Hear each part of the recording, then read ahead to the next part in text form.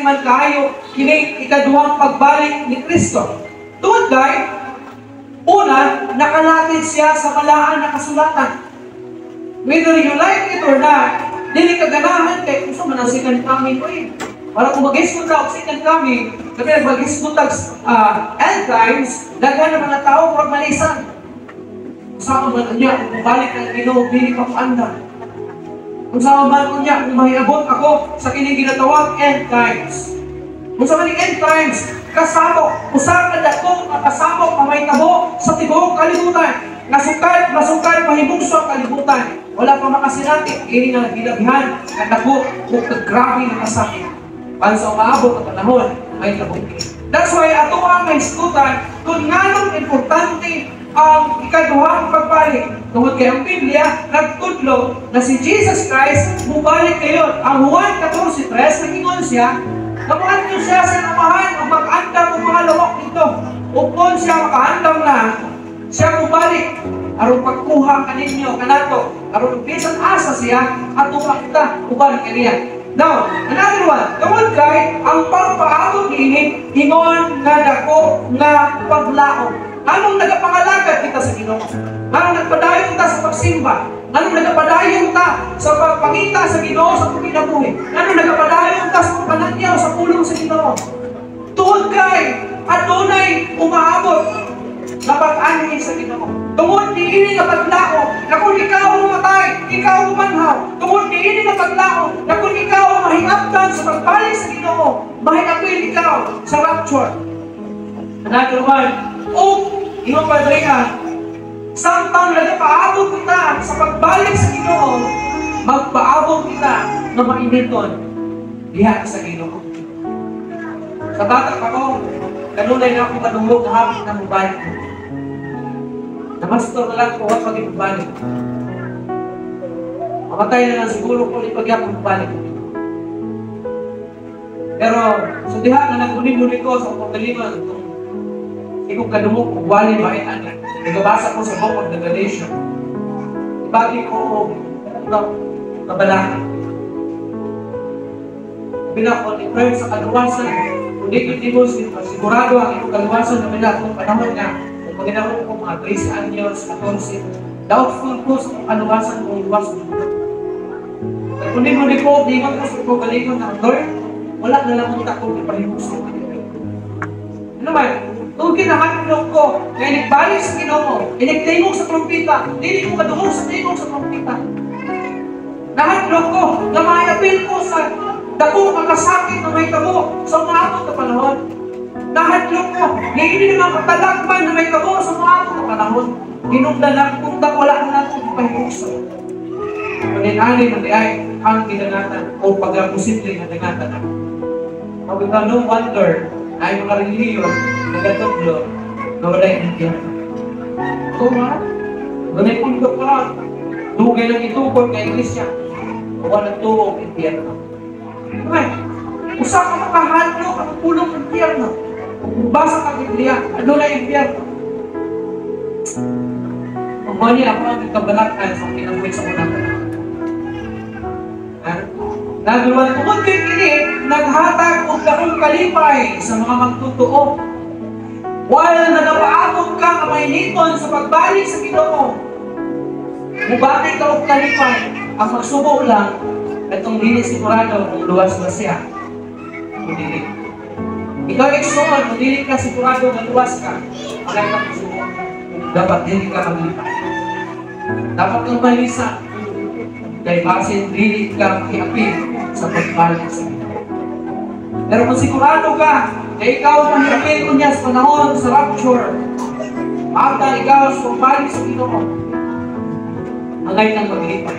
Ingon ba ang unang Tesalonica, Kapitulo 4, versikulo 14, lukso sa versikulo 18, ang pulong sa Ginoo na ingon, gayon kita nagtungo nga si Kristo namatay o gabanhaw, mausap sila ng mga nangamatay. Dahil kung raon niya sa Diyos, kinaagi kang Isus, uban kaniya. Versikulo 18 na ingon, busa, lipayan ninyo ang usa o busa, kinaagi ini mga pulungan. So, adunay mga pagpamanhaw sa mga abot na panahon. Kung sa aray kitang maglipay, tungkol kay adunay pagkabanhaw sa maamo na banhaw. This is the reason kaya nang nagapangalagan mo sa Ginoo.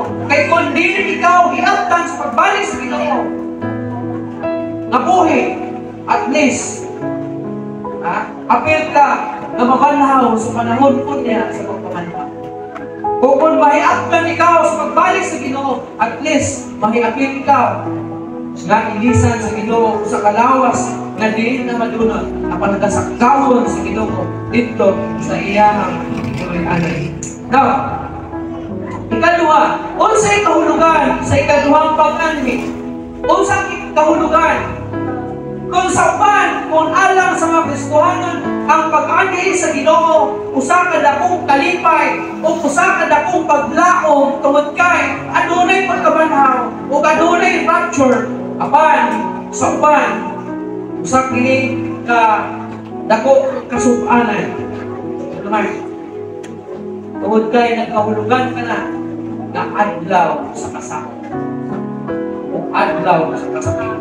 Now, tingnan pa, ang kahulugan alang sa uban sa pag-anhi o sa ikaduhang pag-anhi sa Ginoo, usa ka personal.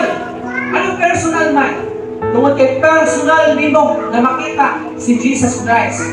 Na mukaya gikan sa langit, paingon diri sa yuta. Na makita nimo ingon pa ang tulong sa Ginoo, ang Dios inigbalin, inigabot po niya sa anak sa tao. Daw sama siya o kidlat. Nga musutanles, gikan diya sa silangan, padulong adto sa kasadpan. Na diin, tibuong kalimutan, makakita kung magsaksi. Basta sa Biblia, kung tanawan ni mga book of Matthew, chapter 24, makita ni mo dara kung sa mga timailhan sa pagbalik sa Ginoo. Adunay, mutanglas niya sa kanalitan, usa ka daw kilat. Kapag nagkahulugan ka na, adunay, usa ka dako kasama sa talihawon ka na. Ingon pa rin ka, personal na ito na makita. Ingon pa ang buhat, unong-unsi. Ingon ko mga tao na itong anghel nito, na naghangad niya sa langit, namikayap si Jesus Christ. Ingon sa mga ingon tong anghel, kung sa may inyong gibuhat nila, kung sa may inyong gimanad nila. Kaya mga tao na itong panahon ng tigo, samtang si Jesus Christ hinay-hinay, namikayap, paingon dito sa langit, naghangad sila, samtang nagpapalayo si Jesus Christ ko. Ipangutanan sila sa anghel, ingon tong mga anghel, kung sa may inyong gibuhat nila, kung sa may inyong gihangad nila. Ingon niya, kini ang tibangi. Napakabot sa anak sa tao. Sama-usap. Yan na. Subot pa sabot ni Jesus Christ, di kaya pa yun sa langit. Mukaya pa sa payon sa yuta. Sa ikaduhan niya, pag-anhi. Another one, alam sa mga balaan. Usa ka, anindong kabalita, ang ikaduhang pag-anhi sa Ginoo. Alam sa mga balaan. Alam sa mga katawan sa Ginoo. Nung paug ang ikaduhang pag-anhi, maglakip usap ug daghang mga hitabo. Inoon man nita, makita nimo sa duhahan nimo mga tao. Pero bisan namatay ka, makita nimo. Makita nimo si Jesus Christ, bisan patay ka na. Huwag kay kalakip ka, ang pagsukat mo ba, inanin mo ka hitabo.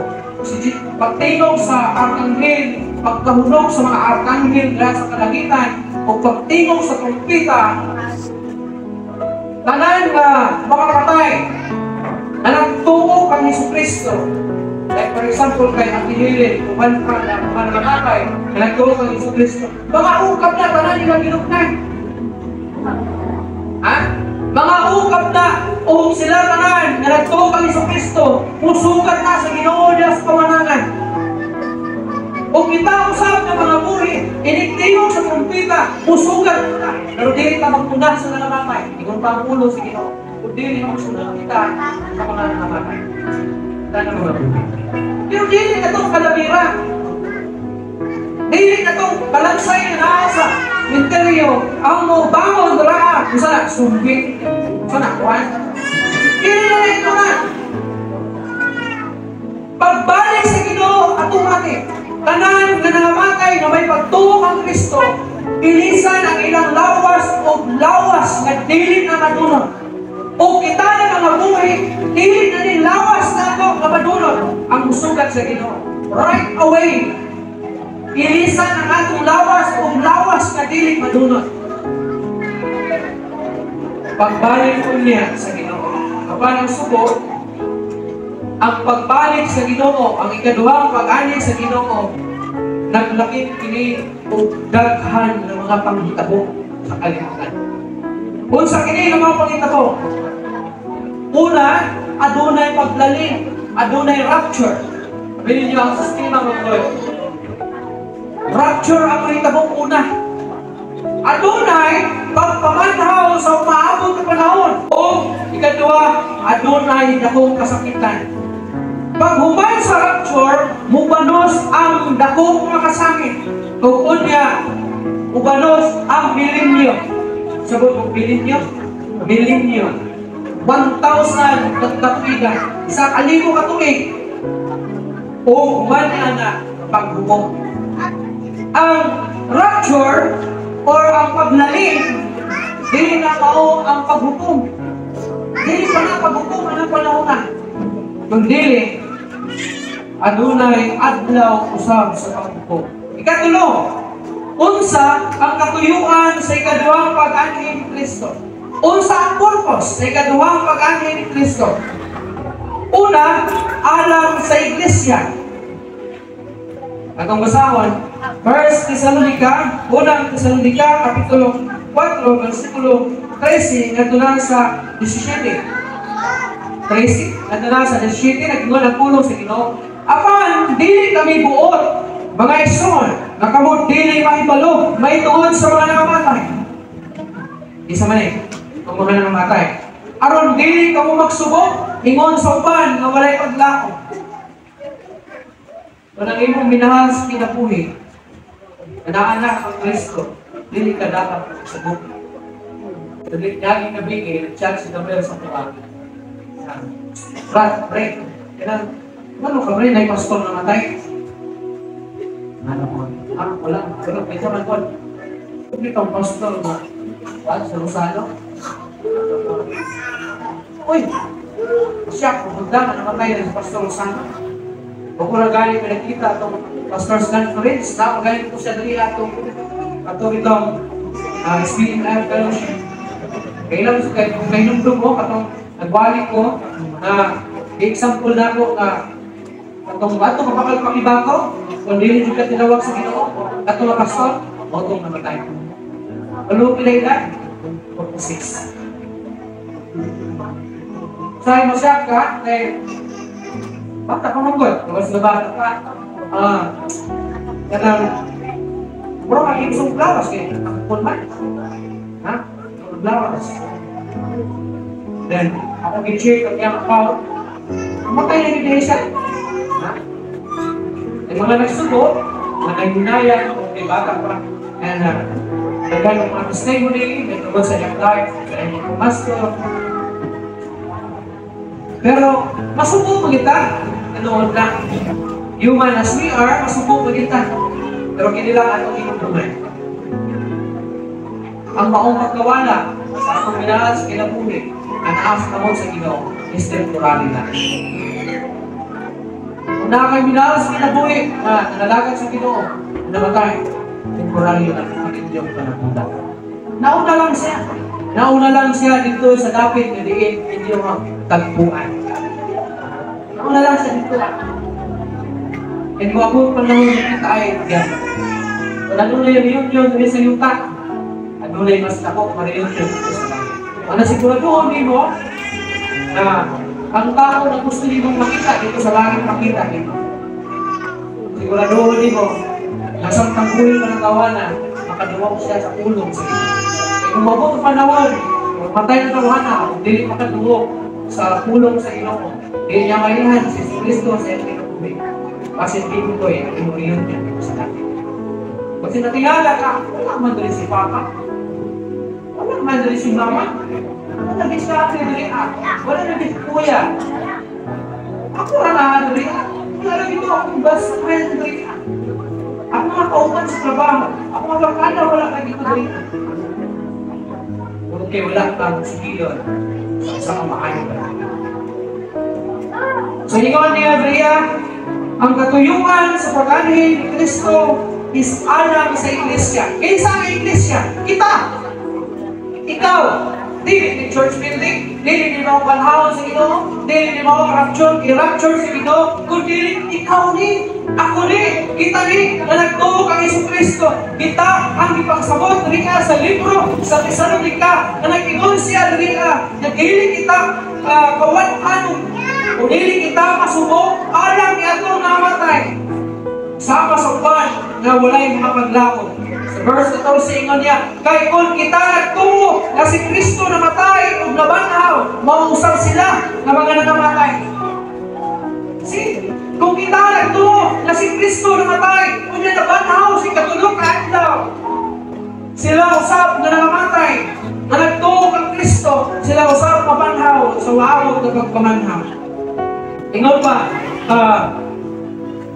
dahil kung raon niya sa Diyos pinaagi kang Isus uban kaniya kay kining among ipahayag kaninyo sumala sa pulong sa Ginoo nga kitang mga buhi na nagpabilin pa hangtod sa pag-abot sa Ginoo dili magpunah kanila nga mga nangamatay.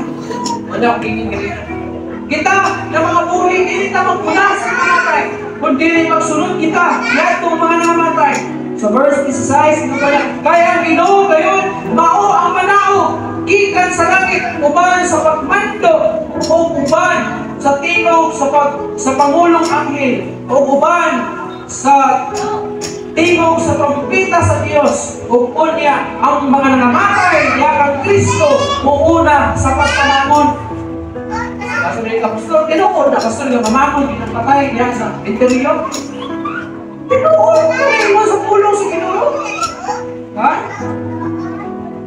Initingog sa trompeta, iniknahulog sa pagmando sa kanghel sa kalangitan, adunay pagpamanhaw na ito. Tanan ka nangamatay, na adunay pagtuo kang Jesucristo, sila mamangon diyan sa ilang lugnanan.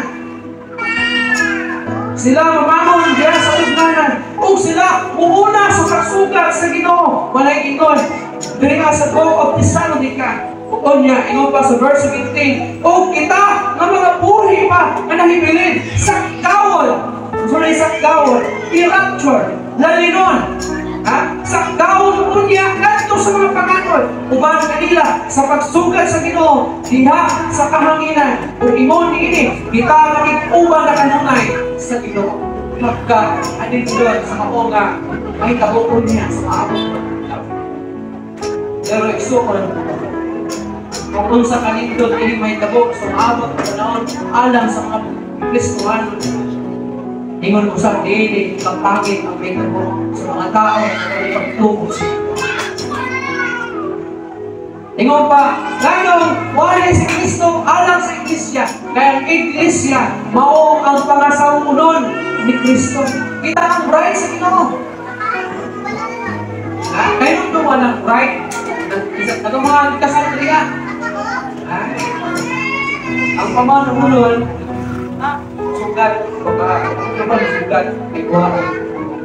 Ako ba nagpagulat ka? Bakit ito sa mga sugat? Kaya si Jesus Christ, pusugat siya sa Iglesia. Wakit pa niya, sa gawang kita ng mga buhi, padulong dito sa panganod, o mag-ikuban kita sa Ginoo, ang ito sa kanaturan. Ikaduha, alam sa mga Hudiyo. Sa ito, ang pag-anhin ni Kristo, alam sa Iglesia. Ang pag-anhin ni Kristo, alam sa mga Hudiyo. Ano ba eh? Ano ba ang mga Hudiyo? Ikaw pa ang Isaiah 11, versikulo 11, lukso sa Shinta. Naglawa, ang Ginoo magbakyaw sa iyang kamot sa ikaduhang higayon, aron pagbawi sa salin sa iyang katawhan na nahibilin, gikan sa Assyria, sa Egypto, sa Patros, sa Ethiopia, sa Ilang, sa Simar, sa Hamat, o gikan sa mga pulo sa dagat. Usa, aduna unyay dalan na lapad, gikan sa Assyria, alang sa salin na nahibilin sa iyang katawhan. Ang sistema magutani. Nanong, ang ikaduhang pag-anhin sa Ginoo, alam man sa mga Hudiyo. Tungod kay, Karon na mga panahon na ang mga Hudyo wala magkahinusan. Nagkatipulaan. Ang uban namuyog sa Pilipinas. Ang uban naa sa China, Galit. O sa nagkalay, lapit sa kalimutan, namuyog ang mga Hudyo. Ang nasayin ko kamo na ang sentro sa kasamo is ang Israel. Ang Israel mismo ang sentro sa kasamo. Ang purpose sa pagbalik sa Ginoo, dili sa kalibutan, sa ikaduha niya pagbalik is alang sa mga Hudyo. Kay aduna sa plano na ang tanan Hudyo iyang tigumon ngadto sa iyang nason. Muna gingon ni Propeta Isaias na inipakyaw sa Ginoo sa iyang abot sa ikaduhang higayon. Ikaduhang higayon, nagkaulugan, ikaduhang pag-ani. Iyang tao kung pagbalik ang pinili niyang katawan, natuwa sa nagkataing David. Ipilang ang lugar, isutan dito ang Hamat, ang Ehipto, ang Syria, o ang talang pulo sa dagat. Apil na ang Pilipinas. Doon ay Hudyo, sa Pilipinas, Hudyo. Tigumon, tawag na sila pagbalik sa Ginoo, o tigumon sila ngadto sa usa ka nason, aron himuon na usa ka nason. Ingon ang pulong sa Ginoo sa adlaw sa ikaduhang pag-ani sa Ginoo, iyang tukuron pag-usab ang templo o ibalik ang pagsimba diha sa templo sa Jerusalem. Ano ba? Mga taon na kung nag-ibalita. Isa sa mga sign na hapit na mubalik ang Ginoo. Hapit na ang second coming sa Ginoo. Is kung matukod na ang templo sa Jerusalem. Katulong ng Ginoo, pagpurong pag-usap. O ang sign sa pagbalik sa Ginoo, kung matukod na sa ikatulong ng Ginoo, ang templo sa Jerusalem. Kung butanaw ka, kung hiling kong computer, susihan ninyo, research ninyo. Ang hitabong manggod sa Jerusalem, ang templo na nahimutakan sa Jerusalem, murag dunay lugar taraa sa Palestine na nakuha nila sa templo. Inunggan kani gina magkasinabot na duha ka nasod sige away tungod anak. Ug dili kita sa matukod hangtod nga wala isa sa ilaha ug giboy anak. Kundi mo pagdaw ang Israel. Ug dunay balaod siguro diwan na nakita. Dunay ginapanday nga balaod. Nagibantog nila tukuron sa ang Jerusalem, ang templo sa Jerusalem. Kanya ko ba ng mga materyales sa anan niya ang nakansin para tukuron sa ang templo sa Jerusalem. Diba kaysa na sa mga sign na bubalik na ang Ginoo, wala'y gingon rin ka, na ibalik tukuron pag-usap sa Ginoo, tukuron pag-usap ang templo, o ibalik ang pagsimba. E kung may pagsimba ka nung niya sa templo, may wala'y templo ang Jerusalem. Ha? Kapili niyang, ang mga Hudyo, natagaw sila. Hindi sila united, hindi kasamtangan na panahon. Daghan kanila, nagpaabot pa sa Isaias. Ano man, si Jesus Christ, wala nang ginawa sa Israel.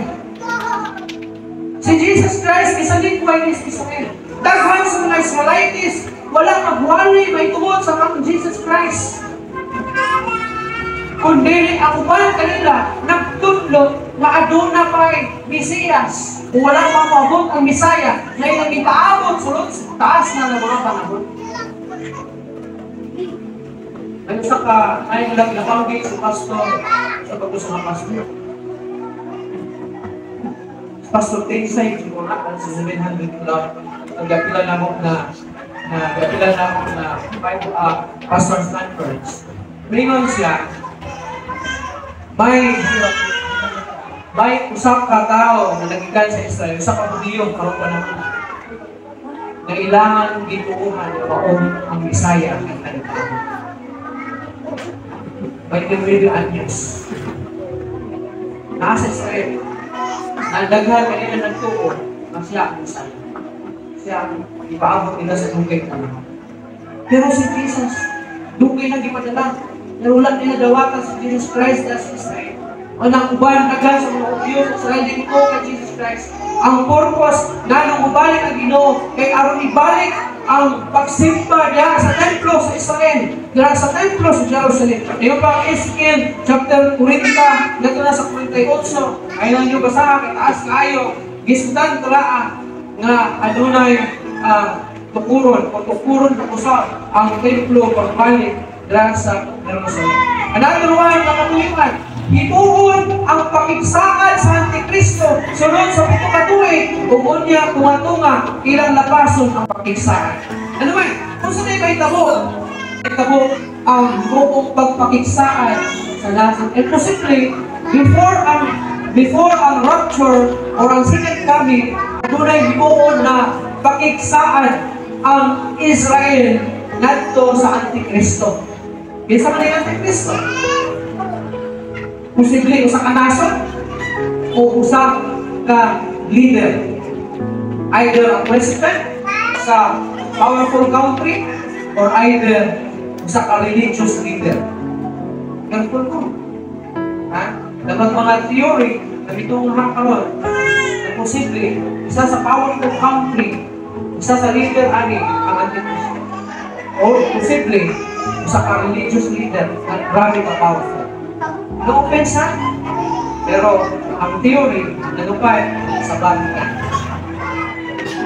Sa mga tawanan ko, once na tiyo na tawanan, nabilaw ang gano'n ng Pilipinas. Nakaka-powerful na sa Vatican. May mga country karon na powerful na mga leader. Pero, tingog pa tulaan.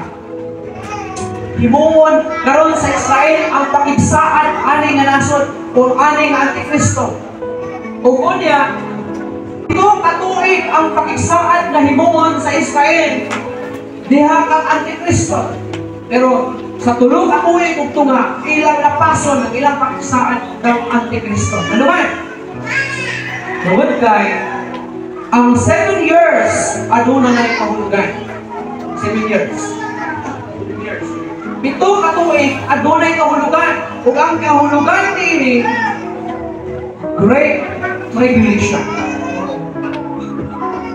Usa man ni Great Tribulation. Dako nga kasamo sa umaabot na panahon. 3.5 years makawag sa abundant years. Kanang kamalinaon na tuig, walay kasabot during sa pag-isaad nila sa first 3.5 years. And then, after lampason sa Israel, ang iyang pag-isaad nito sa Antikristo, then bubanos ang Great Tribulation, 3.5 years. Wala ka nikong positibo, 7 years, Great Tribulation. Consider sa Great Tribulation, although adunay pag-isaad. Ang sentro sa Great Tribulation is ang nasod sa Israel.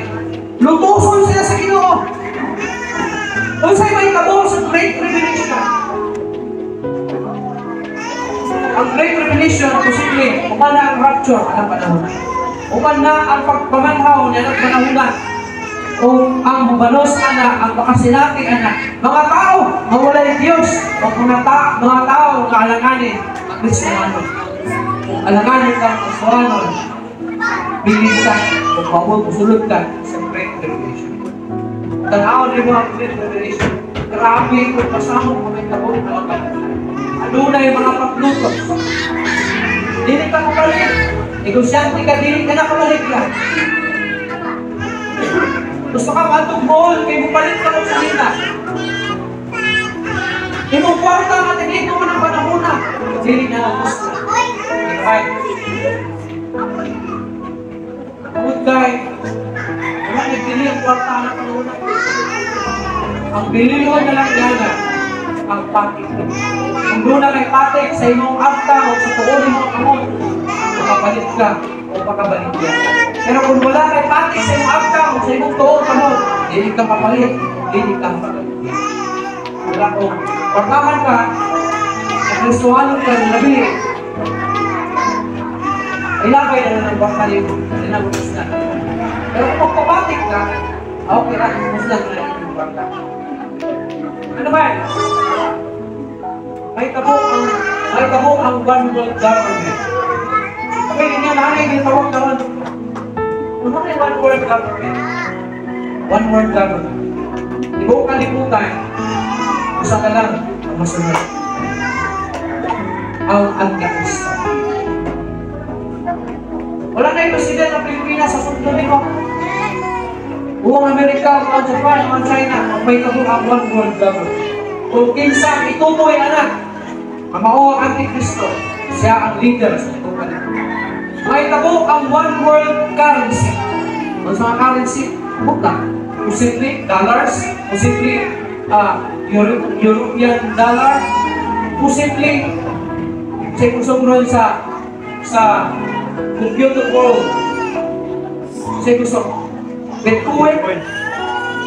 Kaya Bitcoin karon, 1 Bitcoin equivalent of 1 million kapit or sa more or less 1 million kapit sa Bitcoin.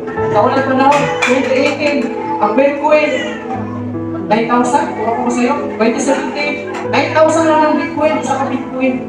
Dili pa na ilato, kami rin, o itong mga swito ana, dato na karoon, kung ano ng Bitcoin. Kaya naka-invest sa Bitcoin. Karoon, inagaw, basta-basta naka-invest sa Bitcoin, 1 million sa puro. Posible, o na siya one world na currency. Ito na. Basta pag yun, one world religion. Ano ba mo na naangay one world religion pa? Hindi pala inanak ka powerful. Pag mahita po ang one world government, wala kayo religion.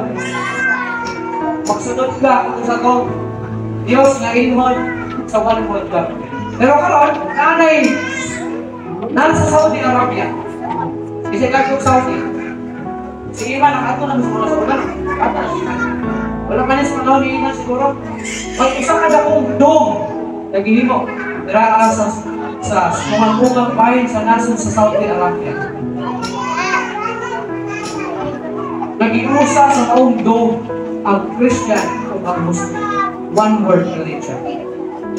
Kung missionary ka, mag-share ka sa word sa Ginoo sama sa itong giimo niya sa mga kalye na may ka na Jesus is the only way.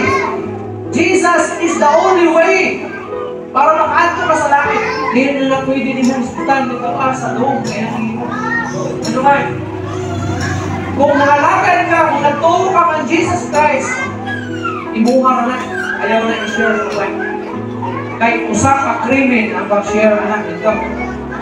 Kahit imong mga kauban sa doongan doon, posibleng Muslim. So kung ngayon ka, si Jesus ang akong Lord, pasagdan kanila. Pero kung ngayon ka, Jesus is the only way. Krimen na, kakabot sa inahan pala. Yung punta. Manang, ngayon ka, ikaw pa ang panahon. Nanay mga nagsulit na sukaw. Tanawa ni ulit ninyo.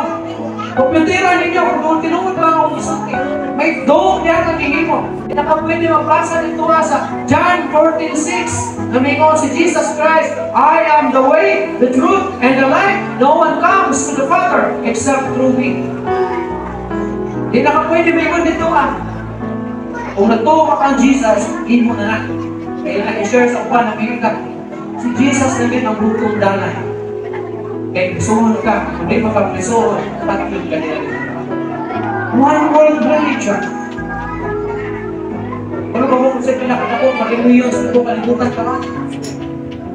Hindi ka ngunit. Sa Pilipinas, 80% sa kato. 80% sa mga Pilipino katolik. 20% combination sa Christians, born again, evangelical, mga kulto sa Pilipinas. Ano lang mga INC, Jehovah, Mormon, mga Kasalian, mga sa pala, Pilipinista, tanan ng mga reliyon, but 80% Katolik. Pero hindi ang Katolik, ang pinaka-dako ko reliyon sa kapalibutan. Ano mo sa pinaka-dako ko reliyon sa kapalibutan? Muslim. Muslim, pinaka-dako reliyon. Tanawan ninyo sa eternity. Nagawa nito kung sa katabo ang Muslim kumpara sa nagkailangan ng dito. Makakasaya na sa mga Chinese ganun. Lahat, sabi tawag ka na. Islam. Sila ang pinakatabo ang Muslim. O gitungkol ang doon sa may Saudi Arabia ang Christian and Muslim. One word. So, wala ang mga tabo sa maamot ng panahon na himuon, tukul, pag-usap, ang templo sa Jerusalem. Unya, himuon ang pakigsaan sa Antikristo. Unya, supakon niya, pagkabot sa lulong tuwing ito nga. Daniel 9:27, nag-ingon ang pulong sa Ginoo. So, nag-ingon ang pulong sa Ginoo sa 27. Siya maghimo og lig-on nga kasabutan uban sa daghan sulod sa 7 ka tuig ug sa katunga sa 7 ka tuig iyang pahulungan ang mga paghalad ug ibabaw sa pako sa mga dulongtanan moabot ang maglumpag hangtod nga ang gitakda nga katapusan ibuko ngadto sa tigbuno. See? Biblia. Dunay pakigsaan kami tabo. Another one. Human sa baong kasamok, makalingkawas sa dakong kasakitan ang nasod sa Israel. Ano pa ang Matthew 24, 21, 22, and 29. Apan sa katapusan, makalingkawas ang nasod sa Israel. Basahan na to. Matthew 24, 21, 22, then also sa 29, tingnan pa ang 21, kay moabot unya ang dakong kalistanan nga wala pa mahitabo sukad sa sinugdan sa kalibutan hangtod karon og dili na dayon mahitabo pa. Og kung ang gidaghanon yadto mga adlaw wala pang paubsi, walang gayon untay taong maluwas apan tuod sa iyang mga pinili ang gidaghanon yadto mga adlaw paubsan. Verse 29, diha ilit katapos sa kalistanan yadto mga adlaw ang adlaw bungikit ug ang bulan dili na mohatag og kahayag ug ang mga bitungon mga tagak gikan sa langit ug matay og ang mga gahom sa kalangitan. Ana ang may tabo. Makalingkawas sa dakong kasakit ang nasod sa Israel apan adunay may tabo ang iyong kalimutan. Ingon pa diriya. Sa katapusan, magtigom ang mga nasod alang sa pagpakikbubat sa Israel. Nasay ko kang Israel wala makapindi ng nasod. Ay sa pa-American, nagwalis siya. Ganong ang Amerika, dili mo ating kung pakikbubat sa Israel. Kapalita mo na itong panahon, may 5 ka nasod, itabangan ang Israel kung pakikbuhat. 5 nations against Israel. Nilungkad ra kung 5 ka adlaw ang ilang ikbuhat. Nilungkad lang kung 5 ka adlaw kung wakot mo sa'yo ang ilang pagsulong sa Israel. Ano man? Kung hindi mo sila makakaya. Imagine mo, 5 nations against sa usa ka nasod. Ano mo sa kagamay ng Israel? Tanawa sa mapa, tuldok na sa mapa. Tanawa ang Pilipinas, nakita ko sa mapa. Pero Israel, tuldok na dito sa mapa. Kamay kayo ang Israel. Tanawa niyo sa mapa. Pero ingon, ang usa ka preacher, Amerikano, walay nasod na makapildi sa Israel. Even America. Ano naman? Kung itong Amerika, nakiktampi na lang sa Israel. Hindi mo pwede mo kalaman ng Israel. Ano man, ingon na ang sa ka-preacher. Eh kung makik-away ka sa Israel na nasod, sama ra ang nakik-away ka sa Ginoo. Isa ba yung nakapindi sa Ginoo? Ano makapindi sa Ginoo? Ang Israel, they are the chosen nation. They are the chosen people sa Ginoo. Mapili din naman lang. Chosen people sila sa Ginoo. Chosen nation sila sa Ginoo. Marami sa Amerika, hindi makapildi, kaya wala nakapildi sa Ginoo. Apan, inginit panahuna. Tanan na nasod, ualsa against Israel. Ha? Tanan nasod, mutlak mapin ang Pilipinas. Basta tanan nasod na dili kampi sa Israel. For example, sabi, against sa Israel. Muslim country. Sa pag-yun, Russia, China, North Korea, uban pa na mga kalaban sa Israel karon nga nasod. Tanan na sila magtigom, mualsa ug bubaton nila ang Israel. Kaya sa ilang pagtuo, that's the only way na mapilti nila ang Israel. May tabo ang gitawag Armageddon War. Ano ang Armageddon War? Biblical na siya. Ingon pa niya, sa katapusan, magtigom ng mga nasod alang sa pagpakigubat sa Israel, sa Karyas, 14, 2, sa 3. Kay tigumon ako ang tanang mga nasod aron sa pagpakigubat batok sa Jerusalem ug ang syudad mailog ug ang mga balay panglungkapon ug ang mga babay paglunggo ang lubuson ang katunga sa syudad mahitabo mahiadto sa pagkabahin-bahin apan ang magpagil apan na hibilin sa katawan dili puuhon gikan sa syudad. Unya ang Ginoo muastan o pagig-away batok nato mga nasod sama sa iyang pagig-away panahon sa gubat. Sabi ito po, human karon sa mga nasod ang Israel. Ano ba? Ang Israel, grabe ka karuso. Dili na sangkit sa Ginoo, dili na magpatabang sa Ginoo. So sabi ito po, itungkol sa Ginoo, masulungan sila na diin mungkago din sila sa Ginoo. Antod nga buwako ang panahon na sila musangpit sa Ginoo. Sa diha na musangpit sila sa Ginoo in verse 3, ang Ginoo na karon ang makig-away dapit sa Ginoo. Ang Ginoo na ang maging-away ay mga nasulat. Pero itubog una sa Ginoo sa makadiyog na panahon, alumpagon ng Israel, alumpagon ng Jerusalem, bagyo ng tanan mga tao na. Sa sunod na ito po, apan ang Antikristo uban sa iyang mga sundalo mabuntog sa gubat sa Armageddon. Doon na Armageddon. Kapag naman Armageddon, Armageddon War, usa kaggubat na hilapihan ka-intense na gubat sa kalimutan. May mga theory na ang gubat, ang Armageddon, gitawag siya o War at the Megiddo. Asa ang Megiddo na itapahimutan? Ang Megiddo na himutan karon mula masayog sa Palestine. Ang Palestine, sa kapatag na lugar na diin, dito mag-abot ang tanang nasyon sa kining ginatawag o alang sa gubat na gitawag ang Armageddon War. Ngayon pa ang Biblia, ang blood na buagas tungkol sa mga nagubat, wabot sa taga-tubod. Nakakaingkit sa gubat na panahon na. Pasahon na ito. Ipanaya, maybe 11 na doon sa 21, nag-ingon ang pulos. Unya, nakita nato nga nabukas ang langit o dihay. Usa ka puting na kala mga kabayo. Na parang nagkabayo nili, ginganlan o kasalikan. Matuon o pinaagi sa pagkamatarong siya magbukom o pagkigubat. Ang iyang mga mata daw kalayo na nagdilaab ang iyang ulo dihay daghang mga purong-puro ug siya may sinulat na ngalan na walay bisan kinsa na nasayo gawa sa iyang kagalingon.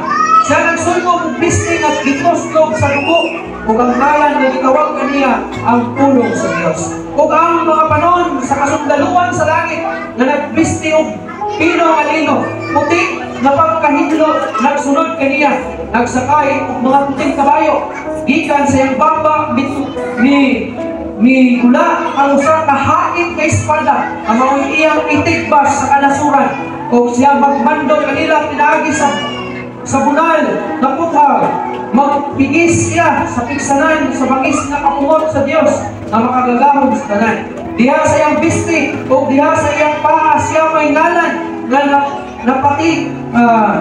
napati hari sa mga hari o Ginoo sa mga Ginoo. Unya ang nakita ang usa ka anghel na nagtindog diha sa adlaw ug sa kusog na tingog iyang gisigitan ang tanang kalanggaman na naglupad sa tunga-tunga sa kalangitan nga nag-ingon kanila, dali kamo, tangkong kamo sa dakong panihaton sa Dios, sa pagkaon sa unod sa mga hari, sa unod sa mga kapitan, sa unod sa mga taong pusgan, sa unod sa mga kabayo o sa mga nagkabayo nini, o sa unod sa tanang tao, sa mga gawas nun, o sa mga ulipon, sa mga dili nila, o sa mga balipugan.